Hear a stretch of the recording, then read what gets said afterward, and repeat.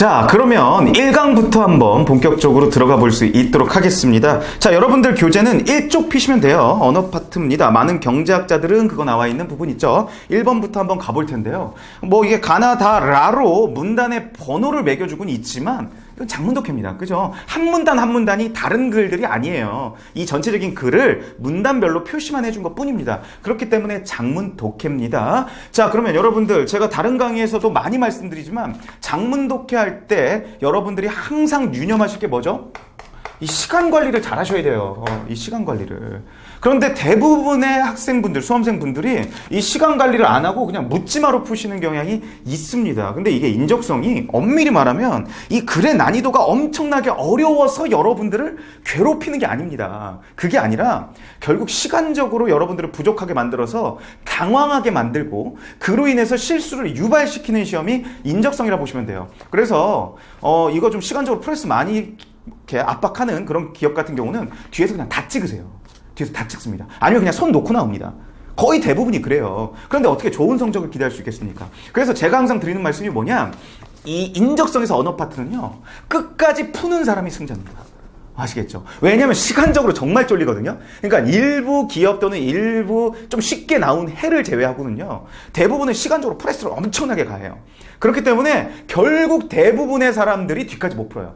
이 시간 안에 제대로 된 정답을 구성할 수 있을 만큼 읽지를 못한다 그 말입니다. 그러니까 찍거나 못 풀거나 이 말이죠. 그렇기 때문에 끝까지 푼 사람이 유리할 수밖에 없는 시험이고요. 그걸 머릿속에 넣으시고 포인트를 잡고 가면 결국 승부가 납니다. 아시겠죠? 그래서 여러분들 뭐라고요? 포인트가요? 이거예요. 다시 한번 머릿속에 내세요. 포인트는 시간입니다. 아시겠죠? 다른 것도 아니에요. 시간입니다. 정답 잘 맞추는 게 아닐지도 몰라요. 포인트가 정답 잘 맞추는 게 아니라 정말 이렇게 말씀드려도 될 정도입니다. 그러니까 끝까지 푸세요. 그분이 살아남는 분입니다. 아시겠죠? 자, 그러면 이 시간 관리를 어떻게 해야 되는지를 좀 제가 말씀드릴게요. 자, 장문독해서 시간 관리를 하시려면요, 저는 이렇게 얘기를 합니다. 좀 어떻게 되셔야 되냐? 여러분들께서 쿨하셔야 돼요. 쿨하셔야 됩니다. 그러니까 이 지문들이 난이도가 있고, 뭐 난이도는 뭐 대부분 쉬운 지문이라 하더라도 여러분들 배경 지식, 그러니까 스키마에 맞는 지문이 있고 안 맞는 지문이 있어요. 그러니까 여러분들 스키마에 맞는 지문이 나오죠? 그러면 정말 빨리 있습니다. 재밌게 빨리 읽죠. 그죠? 그런 지문이 나왔죠? 뭐 그건 문제가 안 돼요. 사실 제가 그것까지 짚어드릴 필요는 없습니다. 여러분 배경 지식에 잘 맞는 지문이 나오죠? 읽고 푸세요. 그 시간 얼마 안 걸려요. 되게 빨리 읽으면서 풀 수 있는 겁니다. 그리고 그 정답도 정확하게 풀 수 있어요. 왜냐? 본인이 읽었으니까. 그죠? 그런데 문제는 뭐냐? 꼭 안 읽히는 지문이 나온다. 그거예요. 예를 들어서 10지문이 나왔다. 그러면 여러분들이 그래도 대학교 다 졸업하신 분들이고 어느 정도 독해력, 인지력이 있으시기 때문에 사실 그 중에 한 7, 8지문은 다 거의 빠르게 읽으실 수 있다고 보시면 돼요. 뭐 7, 8지문까지는 좀 오바라고 한다면 적어도 6, 7지문 정도는 여러분들이 충분히 읽고 풀 수 있는 수준의 지문들입니다. 그런 지문들은요, 어떤 요령이 필요 없습니다. 빨리 읽고 푸세요. 아시겠죠? 빨리 읽고 푸세요. 그럼 뭐 제가 말씀 안 드려도 잘 읽히기 때문에 본인이 거기서 알아서 막 응용도 되세요. 그죠? 그런데 문제는 뭐죠? 그 안 읽히는 지문 3, 4문 지문입니다. 그 녀석을 만났을 때 어떻게 해야 되냐? 이렇게 적었죠? 쿨해지세요. 쿨해지셔야 됩니다. 아시겠죠? 그러니까 그 지문을 놓치더라도 시간을 잃지 않겠다라는 그런 쿨한 마음을 가져가셔야 됩니다. 그러면 어떻게 하는 게 쿨한 거냐? 자, 보실게요. 자, 제가 독해 어떻게 해야 되는지 좀 말씀드릴게요. 시간, 이게 인적성에 정말 최적화된 독해입니다. 그러니까 시간에 영향을 받지 않으면서, 최대한 시간에 영향을 받지 않으면서, 시간을 잃지 않으면서 독해할 수 있는 방법이에요. 그래서 지문이 있어요. 장문 독해라 하면 보통 한 800자 이상입니다. 그래서 이렇게 한 4문단 있죠. 그죠? 4문단 있어요. 3문단짜리도 있고 뭐 5문단짜리도 심지어 봤습니다. 이게 굉장히 여러분들 고등학교 때 수능 지문이랑 비슷한 모양으로 가요. 그러니까 보통 인적성은, 원래 가장 포멀한 인적성은 이렇게 장문이 나오더라도 이게 한 문제 나와야 됩니다. 그리고 또 장문 나오고 한 문제, 보통 이거거든요. 그런데 수능 여러분들 기억나세요? 지문 하나 나오고 3, 4문제 나왔죠. 약간 그런 식으로 하고 있어요. 그래서 뭐 3, 4문제까지는 아닌데 한 2문제, 근데 심지어 3, 4문제도 있습니다. 그래서 제가 여기 3, 4문제짜리 이런 것도 실제 한번 내봤어요. 그래서 한 2문제 이상 이렇게 연결되는 경우가 많다, 이렇게 알아두시면 됩니다. 그래서 굉장히 좀 수능화되고 있어요. 어쨌든 이렇게 4문단짜리가 있습니다. 이렇게 하나, 둘, 셋, 넷. 자, 그 중에서 예를 들어서 2문단이 굉장히 어려웠다고 할게요. 이 문단이 굉장히 어려웠다고 하겠습니다. 그럼 이런 글을 어떻게 읽냐? 여러분들이 읽는데, 잘 들으세요. 읽는데 이 어려운 부분을 만나죠? 그럼 어떡하라고요? 한 글자 뭐였죠? cool. 건너뛰세요. 그 부분을 읽어내려고 연연하지 마세요. 제가 왜 이런 말씀 드릴까요? 그 부분을 읽어내시려고 연연하시면 뭐를 잃게 돼요? 시간을 잃게 됩니다. 아시겠죠? 그래서 이 시간적 개념이 항상 우선이라고 제가 말씀드렸잖아요. 이렇게 강조드리는 건 그냥 인적성에서는 포커스가 언어 영역에서는 시간에 딱 맞춰 있으셔야 돼요. 시간보다 중요한 건 없다. 딱 이 생각을 가져가셔야 됩니다. 그래서 안 읽히는 부분이 있다. 쿨하게 건너뛰시라 그 말입니다. 단 그 부분이 뭐에 대해서 얘기하는지는 알고 건너뛰세요. 제가 항상 들어드리는 요거 뭐 여러 기업 들어보셨던 분들, 제 수업 들어보셨던 분들은 이 예가 벌써 이제 익숙하실 거예요. 그래도 또 들으세요. 뭐 몇 분 안 걸리는 얘기니까. 이게 가솔린입니다. 예를 들어서 가솔린 엔진에 대해서 얘기를 해요. 그런데 이 문단이 가솔린 엔진 중에서 점화 플러그에 대해서 얘기하는 부분이라고 하겠습니다. 그런데 막 점화 플러그 설명 들어가는데 난 문과 출신이고 딱 봐도 안 읽히게 생겼어요. 몇 줄, 몇 뉴턴 나옵니다. 읽기 싫죠? 그럼 어떻게 하실 거예요? 건너뛰시라고요. 아시겠죠? 이게 다른 시험이면 이러면 안 되겠죠. 그죠? 이게 다른 시험이면 이러면 안 돼요. 그런데 인적성은 이러셔야 돼요. 왜죠? 시간을 잃지 않기 위해서 쿨한 모습을 보이는 겁니다. 건너뛰세요. 단 건너뛰시되 가솔린 엔진의 점화 플러그에 대해서 얘기하는 부분인데 뭔 말인지 모르겠네 하고 건너뛰시라 그 말이에요. 아시겠죠? 그 다음에 요 밑에 예를 들어서 점화 플러그 내부를 살펴보자 그랬습니다. 그럼 이제 뭐에 들어갈 거예요? 점화 플러그 내부를 좀 더 디테일하게 얘기할 생각인 거죠. 그런데 알아들었으면 땡큐입니다. 근데 못 알아들었으면 어떡해요? 건너뛰세요. 심지어 여기마저 어려웠어도 건너뛰시라 그 말이에요. 단 뭐는 가져가셔야 돼요? 여기가 점화 플러그 내부의 어떤 원리, 좀 더 점화 플러그 내부의 어떠한 또 부품, 그런 기관, 그거에 대해서 좀 더 디테일하고 자세하게 설명하는 부분인데 뭔 말인지 모르겠냐고 또 건너뛰시라고요. 아시겠죠? 이처럼 가솔린 엔진은 점화 플러그가 중요하고 그 점화 플러그 안은 어떤 원리로 돌아간다 뭐 이렇게 하고 정리를 하고 있어요. 그러면 그런 거에 대해서 확실히 얘기하는 글들이었구나 하고 마무리하시면 됩니다. 느낌 오셨습니까? 그럼 벌써 어떤 느낌의 글이에요? 가솔린 엔진에 대해서 운을 띄우면서 점화 플러그, 그리고 그 점화 플러그 안의 작동 원리에 대해서 얘기하는 글이구나. 이렇게 느낌이 오셨죠? 이러시면 된다 그거예요. 그런데 또 오해하실까봐 말씀드립니다. 꼭 문단별로 건너뛰어야 되나요? 아니에요. 문단별로 건너뛰는 게 아니라 여러분들이 안 읽히는 부분, 잘 못 읽겠는 부분, 그런 부분들 위주로 건너뛰시면 됩니다. 예를 들면 이 안에서 어떤 두 줄이 어려웠어요. 그럼 그 두 줄을 건너뛰세요. 이해되셨죠? 이건 진짜 정말 디테일하게 말씀드리면 어떤 단어를 못 알아듣겠어요. 그럼 그 단어 건너뛰어야죠. 어떡할 거예요? 그죠? 이게 같은 원리예요. 그러니까 심지어 한 단어에서부터 문단까지 건너뛸 수 있는 겁니다. 예를 들어서요. 정말로 최악의 상황 가정하겠습니다. 가솔린 엔진에 대해서 알아보자. 가솔린 엔진에 대한 글인 건 알겠어요. 하나도 안 읽혔어요. 딱 봤더니 그런데 뭐 점화 플러그 얘기 나오고 뭐 그 점화 플러그 안에 뭔 얘기 나와요. 그럼 그냥 그렇게 건너뛰고 가는 겁니다. 그냥 그런 글이구나 하고 문제를 바로 푸셔야 돼요. 어쩔 거예요. 이거 뭐 어떻게 할 수가 없잖아요. 그럼 여기서 이거 어떻게든 읽어내겠다고 두 번, 세 번 읽으실 거예요? 그럼 최악이 됩니다. 왜 최악이 되죠? 뭐를 잃죠? 시간을 잃게 돼요. 잘 생각해 보세요. 이 글은 어차피 여러분들한테 안 읽힐 글입니다. 아시겠죠? 이 글은 여러분들 스키마에 안 맞기 때문에 애초에 못 읽어낼 글이에요. 아니면 읽어내더라도 시간을 너무 써야 될 글입니다. 그죠? 근데 예를 들어서 이렇게 안 읽힐 글, 어차피 잘 안 읽힐 글에 시간을 너무 많이 써서 뒤에 글을 못 읽었어요. 근데 이 뒤에 글은 여러분들이 읽을 수도 있는 글일지도 모르는데요? 이해되셨습니까? 그러면 안 읽힐 글 때문에 읽을 수 있는 글을 날리신 거예요. 그렇게 되면 되겠어요? 안 되겠어요? 안 되겠다 그거죠. 그러면 어떡하냐? 이렇게 쿨하게 건너뛰시고 일단 문제 푸시고 시간 절대 날리지 마시고 끝까지 풀어보세요. 그럼 여러분들한테 읽히는 지문들은요. 빠삭하게 읽고 풀고요. 안 읽히는 녀석은 이렇게 어쩔 수 없이 이런 식으로 대처할 수밖에 없는 겁니다. 아시겠죠? 그럼 이런 질문 하실 수 있어요. 또 그럼 선생님 어차피 안 읽혔으니까 얘는 못 풀겠네요. 못 풀까요? 자, 그건 정답이 아니죠. 그죠? 못 풀질 않습니다. 풀 수 있어요. 이거 잘 보세요. 여기 보세요. 예를 들어서 지저분해서 좀 다시 한번 그려볼게요. 이렇게 있습니다. 예를 들어서 이 문단이 진짜 어려웠어요. 이 문단이 진짜 어렵다고 하겠습니다. 그럼 이 부분이 안 읽혔어요. 건너뛰었습니다. 소위 얘기해서. 그러면 이 글은 내가 엄밀히 말하면 정말 자세하게 읽지는 못한 글이죠. 그죠? 그러면 문제 못 풀까요? 아니요, 푼다 그 말이에요. 왜냐하면 이게 정말 축복인 게 대기업 인적성이 크게 언어 파트에서 문제 유형이 2개밖에 없어요. 첫 번째, 주제 찾는 거. 두 번째, 일치불일치예요. 일치불일치입니다.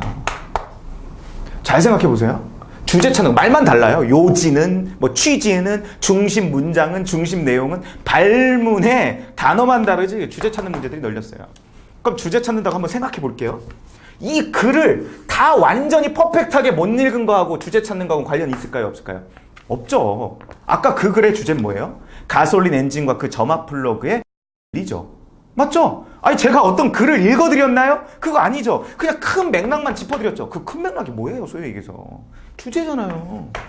자, 다시 한번 말씀드릴게요. 주제 찾는 데는 0.0001%도 영향 못 미칠 수도 있는 게 주제 문제입니다. 아시겠죠? 그러니까 글을 못 읽어도 주제 찾는 거하고는 엄밀히 말하면 관련이 없어요. 이거는 그냥 풀 수 있어요. 심지어 요령이 붙으신 분은 이제 문제 풀 때 선택지 먼저 보시죠. 이게 주제 문제인지 일치불일치인지. 근데 예를 들어서 이 지문 하나에 문제 하나짜리라고 한번 가겠습니다. 옛날식 약간 일반적인 비문학 유형이라고 한번 가볼게요. 작문독해. 그랬을 때 딱 문제를 딱 봤더니 주제 묻고 있어요.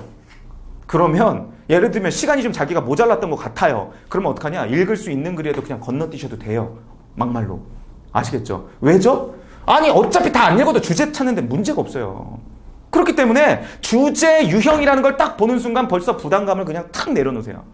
그냥 탁 내려놓으시고 대충 진짜 그냥 조금만 아주 0.1%만 안 읽혀도 건너뛰어야지 이렇게 생각하시고 그냥 막 읽으셔도 풀린다 그 말입니다. 하지만 제가 말씀드린 그 건너뛰면서 읽으면서 맥락 잡는 그 연습이 되신 분에 한해서요. 그래서 이 도트신 분들은요. 주제 문제 딱 나오죠? 그러면 안 읽어요. 안 읽고 한 1문단 정도 읽고 그 다음에 맥락만 살짝 봅니다. 어떤 맥락인지. 그 다음에 이런 글이구나 하고 바로 체크되는 거예요. 이런 식이에요. 그래서 여러분들이 연습하기에 따라서 정말 도트죠? 그러면 주제 문제 나왔다 그러면 이 글은 뭔 내용인지 몰라도 풀 수 있다. 이런 자신감이 그냥 생겨버리십니다. 자, 주제 문제는 문제 없다라는 거 분명히 다시 한번 말씀드릴게요. 그러면 잘 생각해 볼게요. 주제는 그렇다 치고 얘는 어떡할 거예요? 일치 불일치는 어떡하죠? 일치 불일치는 얘는 못 풀까요? 정답일까요? 못 풀까요? 아니요. 얘도 풀 수 있습니다. 이게 무슨 말이냐면 예를 들어서 한번 제가 케이스 바이 케이스를 한번 가볼게요. 이렇게 있어요. 선택지가. 4개짜리 선택지, 5개짜리 선택지 기업마다 다를 수 있지만 5개짜리라고 해보겠습니다. 일치불일치 문제 나왔어요. 1문단에서 확인됐어요. 3문단에서 확인됐습니다. 4문단에서 확인됐어요. 2개 남았어요. 2, 3문단. 근데 운 나쁘게도 정말 슬프게도 여기에서 냈습니다. 자, 그러면 이거 2개 중에 하나 못 풀까요? 아니에요. 풀 수 있다 그 말이에요. 이게 무슨 말이냐? 이게 대기업 인적성은 정말 다행스러운 게 뭐냐? 약간 수능보다 난이도가 낮습니다. 그러니까 아래라 그 말이에요. 수능보다. 그러니까 수능 난이도에 비문학 지문에서 한 중위권, 중하위권 지문들이라고 생각하시면 돼요. 여러분들 어릴 때 고등학교 때 공부하실 때 생각해 보면 수능에서 진짜 어려운 비문학 나오면 그냥 이거 손도 못 댔죠. 그죠? 수능은 실제 그런 게 있어요. 그런데 대기업 인적성은 정말 손도 못 대요라는 지문이란 건 나오질 않습니다. 아시겠죠? 그러니까 수능만큼 여러분들을 그렇게 심도 있게 테스트할 그런 마음 자체가 없는 게 이게 대기업 인적성입니다. 그래서 정말 다행스러운 게 뭐냐? 여기 2번, 여기 2문단에서 2번, 4번을 물어보더라도 절대 뭐를 안 물어보냐? 함축적 맥락을 물어보지 않습니다. 절대 함축적 맥락을 물어보지 않아요. 무슨 맥락을 물어보냐? 표면적 맥락을 물어봅니다. 함축적 맥락을 묻지 않고요. 이거 표면적 맥락을 물어요. 아이고, X를 쳤네요. 표면적 맥락을 묻습니다. 동그라미입니다. 표면적 맥락을 묻는다는 건 무슨 말이냐? 글자로 드러나 있다 그 말이에요. 그러니까 이 행간에 어떠한 의미를 숨겨놓는 게 아니다 그거예요. 그러니까 여러분들이 이 글을 완전히 이해하고 머릿속에서 제3의 것을 플러스 알파를 떠올려야 되는 게 아니라 그 말이에요. 그냥 글자로 드러나 있어요. 여기에 그냥 글자로 드러나 있어서 확인이 가능해요. 단 아다르고 어다를 수는 있어요. 예를 들어서 지문에선 승용차라고 나왔어요. 근데 선택지에선 세단이 어쩌고 저쩌고 그랬어요. 세단 승용차 유형이잖아요. 그죠? 이해되셨어요? 그래서 아다르고 어다르게 나올 수 있어도 그게 뭐 함축적 이해입니까? 함축적 맥락이에요? 아니에요. 그것도 아다르고 어다르게 적었을 뿐이지 표면적 맥락이에요. 그래서 글자로 확인하시면 돼요. 물론 이 부분을 정말 퍼펙트하게 읽어낸 사람에 비해서는 당연히 느릴 수밖에 없겠죠. 근거를 찾는데. 그죠? 그분들까지 이거를 완전히 읽어낸 사람들보다 더 빨리 찾겠다라고 얘기하면 그거는 어떻게 보면 무리한 욕심입니다. 그죠? 무리한 욕심이에요. 그 사람들보다는 늦겠지만 그 차이가 크지 않다 그거예요. 이해되셨습니까? 왜냐하면 표면적 맥락이기 때문에 글씨 찾는 게 그렇게 어렵지가 않아요. 글씨를 찾으면 됩니다. 그러니까 연습의 유무에 의해서 결정되는 거예요. 이 부분은요. 뭔 말인지 아시겠죠? 그래서 표면적 맥락으로 드러납니다. 그래서 찾으시면 돼요. 그런데 만약에 정말 최악의 상황 가정해 볼게요. 이런 경우가 거의 드문데 정말 진짜로 이런 경우가 드물지만 정말 끔찍하게 함축적 이해가 나왔다고 한번 해보겠습니다. 긴장하실 거 없어요. 너무 나오질 않아요. 거의 나오질 않습니다. 함축적 이해가 나왔다고 한번 생각해 볼게요. 이렇게 생각했을 때 2번 선택지가 함축적 이해였어요. 이건 쉽죠. 왜죠? 4번은 표면적일 테니까 4번 근거 찾아보고 소거법으로 맞는지 틀린지. 그럼 얘 하나 남잖아요. 이해되셨어요? 근데 예를 들어서 정말 최악으로 둘 다 함축적이에요. 그래서 글자로 찾을 수가 없습니다. 여기 내용은 아예 내 눈에 머릿속에 들어오지도 않는데 이 부분은 아예 머릿속에 들어오지도 않아요. 막 건드릴 수도 없어요. 막 그냥 복잡해 보여요. 뭔 말인지 하나도 모르겠습니다. 그런데 함축적 이해를 물었어요. 엄밀히 말하면 못 풀죠. 그죠? 그럼 어떻게 해야 될까요? 자, 1번. 어떻게든 풀어내기 위해서 열심히 노력한다. 2번. 감독관에게 정식으로 항의한다. 3번. 쿨하게 넘어간다. 뭘까요? 당연히 쿨하게 넘어가야죠. 쿨하게 넘어가세요. 이게 무슨 말이냐? 지금 소거해놨죠? 1번, 3번, 5번 소거했나요? 그리고 2번, 4번이 함축적 이해에서 고민되는 부분이에요. 그러면 이 두 개를 놔두고 가세요. 쿨하게 건너뛰시라 그 말입니다. 이 두 개 중에 승부를 못 낼 것 같으면 적어도 뭐라도 날리면 안 돼요. 시간이라도 날리면 안 된다 그 말이에요. 그럼 놔두고 가시되 본인이 마음속에 그래도 조금 더 가깝다는 정답이 가깝다고 느껴지는 게 있을 거예요. 막 근거 찾으려고 노력하는 그 과정에서. 그죠? 그럼 일단 개라고 가안의 정답 마킹은 하시지 말고요. 가안의 정답은 하고 넘어가세요. 그리고 별표는 치세요. 이 별표는 무슨 말이냐? 혹시 인적성을 다 풀었는데 시간이 남으면 다시 컴백하겠다라는 의미입니다.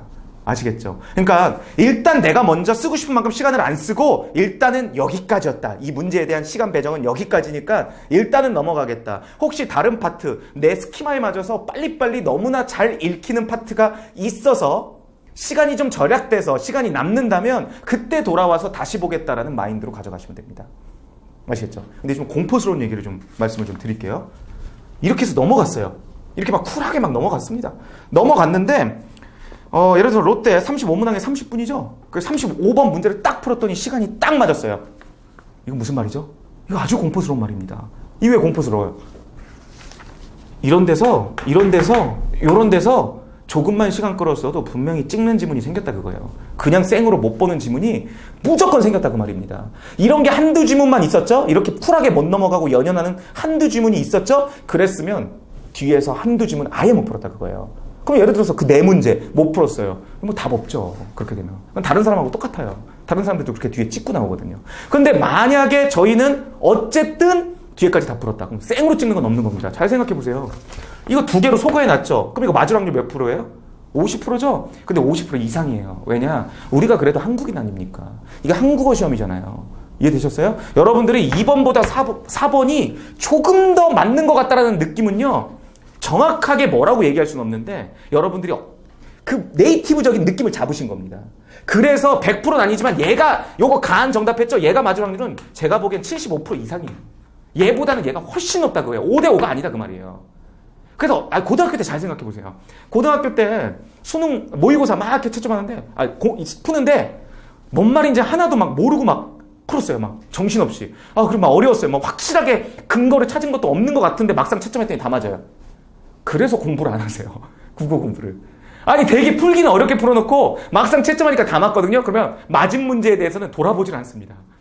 그래서 본인이 사실 그 부분을 제대로 독해라고 푼 게 아닌데 그냥 그걸 방치하다 보니까 수능에서 뒤통수 맞아가지고 아니 모의고사 때는 이렇게 점수가 잘 나왔는데 수능 때 왜 이렇게 망했지 하고 최저 못 맞추고 막 이런 거예요.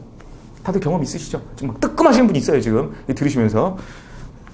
그래서 75%가 됩니다. 이게 맞을 확률이요. 실제로요. 어차피 맞으면 되잖아요. 그죠? 근데 잘 생각해 보세요. 이런 식으로 쿨하지 못했어요. 그래서 뒤에 어떤 지문을 찍었습니다. 그럼 어떤 문제를 맞출 확률은 몇 프로죠? 5분의 1이죠. 20%예요. 왜냐? 그건 생으로 찍은 거잖아요. 네이티브적인 어떤 느낌. 그래도 어려운 지문이라도 네이티브적으로 인지적으로 한번 접근하려고 노력하고 푼 문제가 아니죠. 그거는 5문제 중에 찍어도 확률이 훨씬 올라가요. 어쨌든 못 읽은 글이라도 올라갑니다. 왜냐면 네이티브 아닙니까? 그런데 그냥 찍은 거는요, 미국인이 찍거나 일본인이 찍거나 한국인이 찍거나 똑같아요. 5분의 1뿐이야. 안 보고 찍는데 그게 무슨 네이티브가 뭔 상관이에요. 그래서 여러분들이 합리적인 분이잖아요. 우리는 합리적인 존재입니다. 아니 75%짜리면 됐지. 이거 100% 만들려고 이 뒤에 지문을 왜 20%로 만드냐 그 말이에요. 이해되셨죠? 그리고 혹시 시간 남는다면 쿨하게 그렇게 건너뛰신다고 여러분들 시간 뺏어가는 거 아니에요. 여러분들에게 주어진 절대적인 시간은 절대적으로 보장됩니다. 뺏어가는 거 아니니까 일단 넘어가세요. 별표 치고요. 시간 남아서 나중에 이 75%를 100%로 만들어도 되는데 왜 굳이 지금부터 100%를 미리 다 만들고 가시려고 그래요. 뒤에 어떤 지문이 나올지도 모르는데. 이게 되셨습니까? 이게 장문독해의 가장 핵심이에요. 자, 다시 한번 말씀드릴게요. 장문독해의 포인트는 뭐라고요? 시간을 잃으시면 안 돼요. 아시겠죠? 시간을 잃으면 이거는 진짜 답이 없습니다. 아시겠습니까? 그래서 시간 관리를 하시면서 문제를 푸시라. 이게 제가 드리는 조언입니다. 안녕하세요. 반갑습니다. 저희 이번 시간에는 수리공간 시작하도록 하겠습니다. 자, 수리공간은요, 2가지 유형이 섞여 들어가 있는 겁니다. 수리 파트하고요, 공간 파트가. 근데 이제 수리 파트든 공간 파트든 뭐 다양한 내용을 다루고 있긴 하지만 우리가 35문항에 40분, 35문항에 40분으로 수리와 공간을 한 번에 다 시험을 봐야 되기 때문에 어느 정도 정해져 있는 유형 가운데서 문제가 나올 가능성이 큽니다. 그래서 수리라고 하면 우리가 흔히 말하는 응용계산 문제죠. 수학이에요, 수학 문제인데 중학교 정도의 수학 문제들, 속력 문제, 소금물의 농도 문제, 확률 문제, 방정식 문제 등등의 그런 수학 문제들이 출제가 되는 겁니다. 그래서 공간지각력이죠. 그리고 또 하나는 이제 공간지각력인데, 공간지각력은 우리가 흔히 말하는 도형 문제란 말이에요. 도형 문제인데 도형 문제들 중에서 공간지각이라는 건 3차원 문제를 말합니다. 보통. 그래서 3차원 문제인데 3차원이라고 하면 블럭 문제. 블럭 문제가 대표적입니다. 여기서도요. 블럭을 조립하는 문제. 그 문제 위주들로 문제가 나오기 때문에 크게 걱정하지 않으셔야 돼요. 공간 때문에 굉장히 걱정하시는 분들 많은데 오히려 이 롯데 시험, 이 수리 공간에서는요. 우리 수리 준비를 좀 잘 하셔야 돼요. 수리가 그래도 한 문제 한 문제 풀어낼 때 시간이 꽤 걸리거든요. 그래서 생각해보면 수리공간 합쳐서 35문제란 말이에요. 35문제인데 40분을 준단 말이에요. 35문제인데 40분이에요. 보세요. 문제 숫자와 시간이 거의 똑같습니다. 숫자가 똑같다는 얘기죠. 그래서 1분당 한 문제 정도를 풀어주셔야 돼요. 마킹하고 이런 거 생각해보면. 한 문제당 1분이다 라고 하는 거는 시간이 분명히 모자르다는 얘기예요. 시간이 꽤 모자라요. 근데 여기 이제 수리와 공간이 같이 들어가 있는데 수리가 20문제, 그 다음에 공간이 15문제예요. 근데 이제 35분을 줬는데 수리 같은 경우에는 오히려 1분당 한 문제가 쉽지 않아요. 그런데 이 공간 같은 경우에는 1분당 한 문제를 충분히 풀어낼 수 있어요. 그래서 여기서 시간을 좀 줄이셔서 일로 들어가야 돼요. 시간을 좀 줄이셔서 여기에 있는 문제 다 풀 수 있어야 돼요. 그래서 제 생각에는 그래요. 공부를 좀 많이 하시고 결국 합격선에 거의 도달하시는 분들은 이 수리 공간 문제는 거의 다 맞추셔야 되지 않나? 라는 생각이 들긴 해요. 이 공간이 오히려 같이 들어있어서 오히려 공간이 굉장히 어려운 파트인데 오히려 공간이 굉장히 쉬워요. 뒷부분에 있는 공간이 굉장히 쉽기 때문에 공간에서 시간을 줄여서 오히려 수리에 시간을 투자할 수 있는 상황까지 올 수 있기 때문에 수리 문제를 정확하게 공부하셔야 되고 정확하게 푸셔야 돼요. 그리고 수리에 있는 모든 문제들은 다 풀어내실 수 있어야 됩니다. 자, 그러면 먼저 수리 이야기를 하나씩 해나갈 텐데 수리는요 이미 어느 정도 유형이 오픈이 되어 있어요.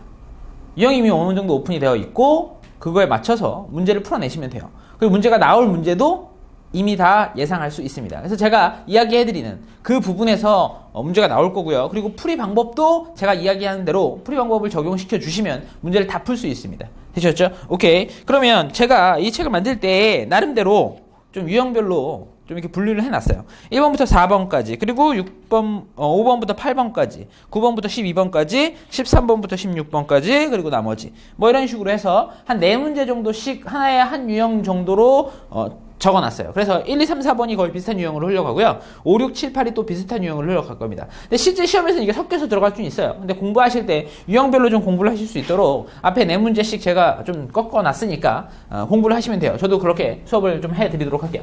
자, 첫 번째 문제는요. 속력 문제입니다. 속력 문제예요. 우리가 흔히 말하는, 그쵸? 속력. 속도 이런 것들 있죠. 근데 이제 속도는 내지 않습니다. 속도는 내지 않고요. 속력으로만 냅니다. 방향을 따지진 않거든요. 우리가 앞으로 갔다 뒤로 갔다 이런 방향을 따져서 그렇죠? 속도 위치, 이동거리 이런 것들을 따지진 않아요. 그렇죠? 그래서 속력으로만 가시면 돼요. 뭐 그런 거 뭐 잘 이해가 안 되시면 그냥 다 속력이다 생각하시면 되고. 자, 속력의 공식부터 한번 생각해 보죠. 첫 번째 공식입니다. 공식은요. 속력은 뭐분의 뭐죠? 시간분의 거리입니다. 사실은 공식은 이거 하나밖에 없어요. 근데 어디를 기준으로 놓느냐에 따라 좀 달라요. 시간을 기준으로 놔볼까요? 시간은요. 얘네들이 자리 바꾸시면 되거든요. 속력분의 거리가 됩니다. 그 다음에 거리는요. 거리는 속력 곱하기 시간이죠. 그래서 우리가 이 거속시, 그렇죠? 거속시를 다 외우고 있죠. 거속시를 다 외우고 있다라는 거 기억해 두시면 되고. 두 번째, 그 다음에 우리가 또 생각해야 될 게 뭐냐면 단위를 좀 생각하셔야 돼요. 최근에는요 아주 단순한 문제는 잘 안 내고요. 이 단위로 아주 중요하게 시험을 내고 있습니다. 단위가 굉장히 중요합니다. 단위 조심하셔야 돼요. 단위는요 두 가지 단위가 있어요. 첫 번째 거리 단위겠습니다. 거리 단위. 거리 단위는요 킬로미터하고 미터밖에 안 나옵니다. 1km는 몇 미터죠? 예, 1000m예요. 그 다음에 그러면 제가 이렇게 써볼까요? 0.3km는요 얼마죠? 300m죠. 요건 이해되시겠죠? 단위에서 제일 또 중요한 단위는 이 시간 단위예요. 거리 단위는 어렵지 않기 때문에 시간 단위를 잘 기억하셔야 돼요. 시간 단위는요. 그러면 시간 단위는 제가 요거부터 한번 물어볼까요? 이렇게 한번 물어볼게요. 0.3 시간은 몇 분이죠? 몇 분인가요? 30분인가요? 아니죠. 왜요? 1시간이 100분이 아니거든요. 1시간이 몇 분이죠? 1시간이 60분이기 때문에 0.3시간을 30분이라고 하시면 안 돼요.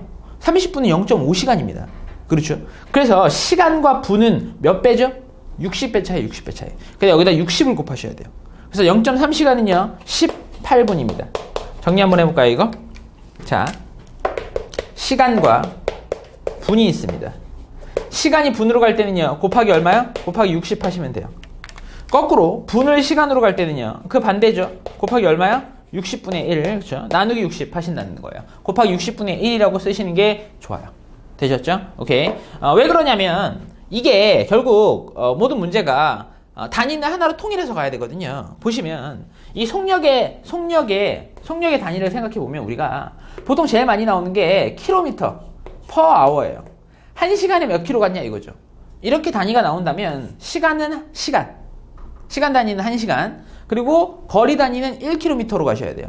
그렇지 않고 또 어떤 경우가 있냐면 미터 퍼 세크가 있어요. 미터 퍼 세크. 이거는요 1초에 몇 미터 갔냐 이런 거 하거든요. 그럼 이때는요 모든 단위를 초 그리고 미터로 바꿔서 푸셔야 돼요. 킬로미터가 아니라 미터로 바꾸셔야 되고, 시간이 아니라 초로 혹은 분으로 바꿔서 풀어야 될 경우도 있습니다. 아시겠죠? 혹은 이제 분을 시간으로 바꿔서 풀어야 될 경우도 있거든요. 그래서 우리가 단위에 굉장히 조심하면서 문제를 풀어주셔야 돼요. 예를 들어서 이런 거예요, 사실은. 답은요, 어떤 경우가 나오냐면, 답이 시간을 구해라 그랬어요. 시간을 구해라 그랬는데 답이 이렇게 나온 거예요. 2.4시간 이렇게 나왔어요. 여러분, 평소에 2.4시간 이런 거 쓰세요? 안 쓰죠? 답에서도요, 2.4시간 이런 건 답으로 쓰지 않습니다. 2.4시간은 어떻게 써야 되죠? 2시간 하고 0.4시간 따로 들어가죠. 아까 우리가 0.3시간을 18분이라고 했잖아요. 그럼 0.4시간은 어떻게 해야 될까요? 60을 곱해야 되죠. 4, 6에 24. 그래서 24분이 되는 겁니다. 그래서 2.4시간 이런 거는 답에 나오지 않아요. 답은 2시간 24분으로 나와요. 되시겠죠? 이런 것들 조심하셔야 돼요. 그래서 답 쓰기 위해서, 그리고 문제 풀기 위해서도 이 단위를 왔다 갔다 잘 하셔야 돼요. 단위 때문에 문제가 어려워지는 경우가 많거든요. 그럼 그 뒤에 문제 몇 개 좀 풀어볼 텐데 다 풀어보진 않을 거고요. 조금 어려워 보이는 거, 그런 것들 위주로 제가 풀어보도록 할게요. 자, 그러면 첫 번째 문제 한번 볼까요? 첫 번째는요. 집에서 지하철역까지 거리는 3km고요. 지하철역에서 학교까지의 거리는 6km입니다. 집에서 지하철까지 가는데 걸리는 시간이 지하철역에서 학교까지 가는데 걸리는 시간의 3분의 1이었습니다. 집에서 지하철역까지 6km/h의 속력으로 달렸다면 지하철역에서 학교까지 갈 때의 속력은 얼마인가? 이랬습니다. 그림을 그리세요. 이런 경우는 그림을 그리는 게 제일 좋아요. 집에서요. 어디요? 지하철까지? 그렇죠? 지하철에서 학교까지 이렇게 갔습니다. 그런데 여기에 몇 킬로요? 이거 3km, 그죠? 3km. 이거는요, 6km요. 됐죠? 그런데 3km, 6km 갔는데 일단 속력부터 한번 보죠. 여기 속력이 얼마라고 되어 있죠? 6km/h로 갔고요. 여기 속력은 알아요, 몰라요? 모르죠. 보시면 맨 마지막에 구하는 게 지하철역에서의 학교까지의 속력이에요. 이걸 x라고 붙여. x km/h. 이렇게 돼 있는데 여기서부터 여기까지의 시간과 여기서부터 여기까지의 시간의 관계가 나오죠. 여기서 여기부터까지의 시간을 한번 구해볼까요? 시간은요, 속력분의 거리거든요. 시간은 속력분의 거리입니다. 6분의 얼마예요? 3이요. 그 다음에 여기서의 시간은요, 몇 킬로를요? 6을요. 얼마의 속력으로? x의 속력으로 갔습니다. 그랬더니 이게 여기까지의 시간입니다. 근데 그 시간 차이가 얼마라고요? 3분의 1입니다. 3분의 1. 그렇죠? 지하철역에서 학교까지 가는데 걸리는 시간의 3분의 1입니다. 얘가 3배가 더 많다는 얘기죠. 여기다 3분의 1을 하셔도 되고, 아니면 여기다 곱하기 얼마요? 3을 하셔서 두 개가 같다라고 쓰셔도 상관없겠죠. 됐습니까? 시간입니다. 집에서 지하철까지 가는 시간, 속력분의 거리. 지하철에서 학교까지 가는 시간, 속력분의 거리, 이렇게 되는 겁니다. 그래서 여기 시간인데 둘이 3배 차이 간다고 그랬으니까 여기다 곱하기 3 하면 둘이 같아지겠죠. 됐죠? 오케이. 이렇게 하고 그러면 얼마죠? 2가 됩니다. 대각선으로 곱할까요? 3x는 6이 12, x는 4. 이렇게 들어가겠습니다. 되시겠습니까? x는 4. 이렇게 들어갑니다. 그래서 4km/h가 답이 되겠죠. 자, 그 밑에 3번 한번 보도록 하는데, 4번 한번 보도록 하겠습니다. 4번 가는데, 4번 문제가 굉장히 어렵습니다. 그리고 4번 문제는 미리 좀 알고 계셔야 돼요. 4번 같은 문제의 스타일의 문제를 알고 계셔야 풀 수 있습니다. 자, 독수리가 30km를 날아가는데 바람이 부는 방향에 따라, 자, 독수리가 30km를 날아갈 겁니다. 전체는 30km입니다. 날아갈 건데요. 30km를 날아갈 건데, 바람이 부는 방향에 따라 속력이 달라집니다. 바람을 거슬러 갈 때는요, 1시간 30분이 걸리고요. 방향을 타고 올라올 때는 50분이 걸렸답니다. 이때 독수리의 속력은 얼마인가? 그려보죠. 독수리 일단 그리세요. 그렇죠? 독수리가 x km/h입니다. 그런데 독수리 혼자 그냥 날아가는 게 아니라 바람이 있다는 얘기죠. 맞바람이 치면 내가 똑같은 속력으로 가면 속력이 빨라질까요? 느려질까요? 조금 더 느려지겠죠. 나는 달려가는데 이 맞바람이 치니까 나의 속력은 좀 느려질 수밖에 없어요. 그런데 내가 달려가는데 뒤에서 나를 바람이 밀어주면 내 속력이 좀 빨라질 수밖에 없습니다. 됐습니까? 오케이. 자, 그러면 여기서 어떤 변수가 작용하냐면 바람의 변수가 작용하는 거예요. 바람의 속력이 있습니다. 바람의 속력이 x 바람의 속력은 x로 하면 안 되겠죠. 다른 걸로 해야 되겠죠. 바람의 속력을 뭐 y라고 해볼까요? 그렇죠. 바람의 속력은 y km/h입니다. 그러면 이제 정리해보죠. 갈대의 속력은요? 갈대 속력은 얼마죠? 갈대 속력은 나는 xkm로 날아가는데 바람이 나를 반대쪽에서 불어오고 있기 때문에 날 밀어주는 겁니다. 그럼 갈대 속력은 x-y가 되는 겁니다. 그럼 올 때 속력은요? 올 때 속력은 내가 x로 날아가는데 바람이 나를 밀어주죠. 이쪽에서 이쪽으로. 그러면 속력이 얼마가 되겠습니까? x 플러스 y가 되겠죠. 됐습니까? 요거 조심하셔야 돼요. 그래서 이런 어떤 바람 속력이 있다. 그래서 이거랑 똑같은 문제가 뭐냐면 강의 상하류예요. 강의 상류하고 강의 하류예요. 배가 떠 있죠, 배가 둥둥둥둥 떠 있는데, 배는요 가만히 둬도 흘러내려갑니다. 이렇게 흘러내려가요. 왜요? 유속이라는 게 존재하거든요. 그래서 위에서 아래로 내려갈 때는 배의 속력에다가 유속을 더해 주셔야 되고, 거꾸로 올라갈 때는요 배의 속력에다가 유속을 빼서 계산하셔야 돼요. 아시겠죠? 오케이. 그래서 그거까지 우리가 확인하고 가셔야 되겠습니다. 자, 그러면 여기 문제 한번 풀어볼까요? 그래서 시간을 다 알려줬어요. 갈 때는 1시간 30분, 올 때는 얼마죠? 올 때는 50분이 걸렸답니다. 갈 때는 1시간 30분, 올 때는 50분이 걸렸답니다. 그러면 우리는 뭐예요? 시간으로 가야죠. 시간으로. 혹은 거리로 가셔도 돼요. 거속시 아까 외우셨잖아요. 거속시. 거리는 속력 곱하기 시간. 뭐 아무거나 쓰셔도 상관은 없어요. 그럼 거리 이거 한번 써볼까요? 그럼 30은, 자, 갈 때는요 속력이 x-y입니다. x-y. 시간 얼마나 걸렸다고 그랬죠? 시간은 1시간 30분 걸렸어요. 이거 어떻게 하실 거예요? 지금 여기서 단위가요, 킬로미터하고 그 다음에 아워예요. 1시간 30을 뭐라고 쓰실 거예요? 30분은 몇 시간이죠? 0.5시간. 그래서 1시간 30분을 우리가 1.5시간이라고 쓸 수 있어야 돼요. 정확히 말하면 이게 1시간 30분이니까 좀 쉽죠. 1시간 30분 몇 분이죠? 90분이죠. 90분이잖아요. 근데 이거를 시간으로 바꾸면 얼마예요? 60분의 90입니다. 그래서 1.5시간이 되는 거예요. 되시겠죠? 60분의 90이라고 쓰시면 돼요. 올 때도 30km를 오는데요. 이번에 올 때는요, x 플러스 y로 오고요. 그 다음에 몇 분 걸렸어요? 50분 걸렸어요. 근데 단위는 시간으로 쓰셔야 된다고요. 그래서 60분에 얼마요? 50으로 쓰시면 돼요. 이거 구하시면 되죠? 끝났죠? 오케이. 끝났습니다. 그럼 가볼까요? 이거 계산해볼까요? 이렇게 없어지고 3, 2, 6, 3, 3, 9 이렇게 되네요. 그다음에 이렇게 없어지고 이렇게 되네요. 그렇죠? 오케이. 그럼 앞에 거에서 x 곱하기 3분의 2를 하시는 거죠. 20인가 20? 오케이. 20. 여기 밑에서요.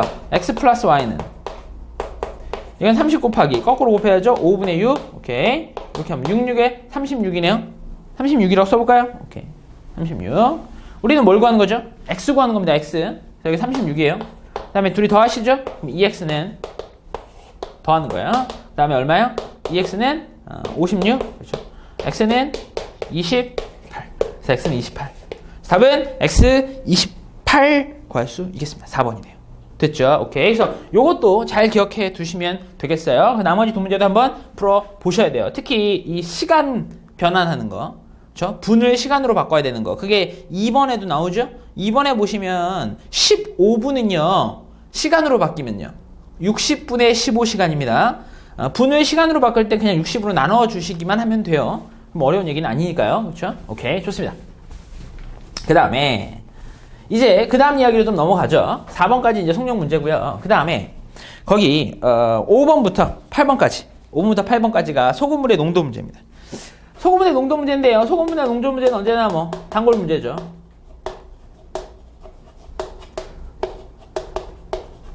자, 소금물의 농도 문제는 언제나 단골 문제고 첫 번째 공식부터 기억하셔야죠. 공식인데 그럼 농도는요.